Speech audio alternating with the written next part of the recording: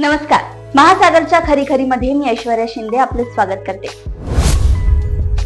आज आम्ही काही राज्यातील आमच्या जागरूक मित्रांना आणि पत्रकारांना फोन लावले. सर्वांना आम्ही एकच प्रश्न विचारला, मतदानाचे आकडे एवढे घसरलेले का आहे? ज्या ज्या ठिकाणी फोन केला ती राज्य म्हणजे भाजपचे बालेकिल्ले आहे.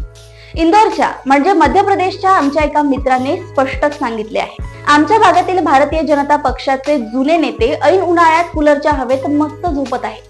इंदोर मध्ये भाजप एवढा बलवान असताना त्या बमला केवळ तो काँग्रेसचा उमेदवार आहे म्हणून भाजपमध्ये प्रवेश दिला, हे अनेकांना पटलेले नाही. या न पटणाऱ्यांमध्ये भाजपच्या विधानसभेच्या अध्यक्षा सुमित्राताई महाजनही होत्या.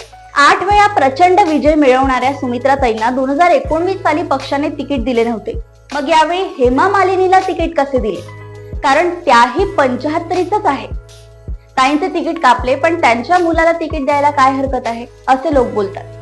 त्यामुळेच आमच्या इंदोरचे सुमित्राताईंच्या पूर्वीचे खासदार रघुनंदन शर्मा पासून सर्व ज्येष्ठ नेते आम्ही आधीच म्हटल्याप्रमाणे घरी बसले आहे. अगदी हेच उत्तर कानपूर मधून एका दैनिकाचे संपादक असणाऱ्या आमच्या मित्राने दिले आहे. त्याचे म्हणणे असे आहे की जुने निष्ठावंत असताना आणि गरज नसताना इंदोर सारख्या मतदारसंघातून बम सारख्या काँग्रेसच्या उमेदवाराला आपल्या पक्षात घ्यायचे कारण काय? म्हणजे हा विषय आता केवळ इंदोर किंवा सुरत पुरता मर्यादित राहिलेला नाही, तर हा विषय सर्व भारतव्यापी झालाय. असेच उत्तर रायपूरच्या एका सर्वसामान्य भाजपच्या कार्यकर्त्यांनी दिली.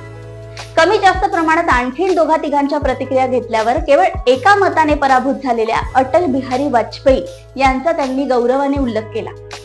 अटलजी यांनी थोडे प्रयत्न केले असते तर एक मत वळवणे त्यांना अशक्य नव्हते.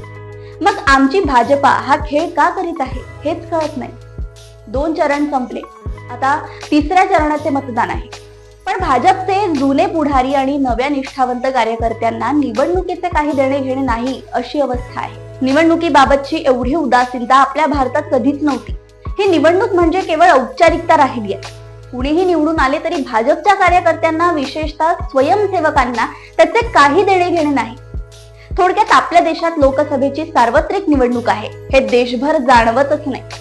पश्चिम बंगालच्या एका पत्रकाराने, जो भाजपचा कार्यकर्ता आहे, त्याने सांगितले की आमच्या संदेश खाली बद्दल पंतप्रधान आणि इतर नेते जीवाचे रान करतात, तर तिकडे कर्नाटकातील माजी पंतप्रधानांच्या पुत्राला आणि नातवाला त्यांचे किस्से माहीत असूनही आमचे पंतप्रधान त्यांना निवडून देण्याचे आवाहन करतात. हे काही आम्हाला पटत नाही. अनेकांना आपल्या पक्षात होणाऱ्या इतर पक्षातील पुढाऱ्यांच्या आयातीमुळे चिंता वाटते. आयात करण्यात आलेले पुढारी नीतिमान नाहीत, निष्ठावंत तर मुळीच नाहीत, जनसामान्यात तेवढे लोकप्रियही नाहीत. मग त्यांच्यावर कृपावंत होण्याची गरजच काय असा प्रश्न ते विचारतात. राजकारणात फारसे संत नसतात, पण अशा ढोंगी महंतांना आपल्या पार्टी विथ डिफरन्स पक्षात घेऊन या डिफरन्सची वेगळी व्याख्या करणार आहोत का असाही आम्हाला प्रश्न विचारला गेला. आम्ही आमच्या त्या मित्राला उत्तर दिले, बाबा रे, पत्रकार म्हणून आम्ही कोणत्याही पक्षाचे नाही. आम्हाला काँग्रेस काय किंवा भाजप काय किंवा आमच्या महाराष्ट्रातील 2 शिवसेना काय किंवा 2 राष्ट्रवादी काय, सर्व समान वाटतात. राजकारणात आता कारण नसताना अनेक कारणे दाखवून कोणी विनाकारण पक्षद्रोह करत नाही. आमच्या महाराष्ट्रात तर पक्षद्रोह न करता मूळ पक्षच घशाखाली घालण्याचा यशस्वी प्रयोग झालाय. त्यामुळे कालचा रविवार अशा मनोरंजक कारवायात आम्हाला चिंतातूर करून गेलाय. आपल्या देशाचे तेज, तप स्वार्थाच्या तृष्णेमुळे गडप तर होणार नाही ना, अशी ही काळजी आम्हाला वाटली. पण त्यानंतर आम्हाला कृष्ण आणि अर्जुन यांच्यातील एका संवादाची आठवण झाली. अर्जुनाने कृष्णाला विचारले होते, देवा, तुम्ही तुमच्या विराट रूपात आम्हाला या जगातील भयानक गोष्टीचे दर्शन घडवले, त्यामुळे मला असे विचारावसे वाटते की हे जग अजूनपर्यंत कशाच्या पायावर उभे आहे? तेव्हा भगवान श्रीकृष्ण म्हणाले, पार्थ, या जगात अजून तुझ्यासारखे आणि माझ्यासारखे तत्वनिष्ठ जिवंत आहे. त्यांच्या खांद्यावरच या पृथ्वीवरील भार सांभाळण्याची शक्ती राहील.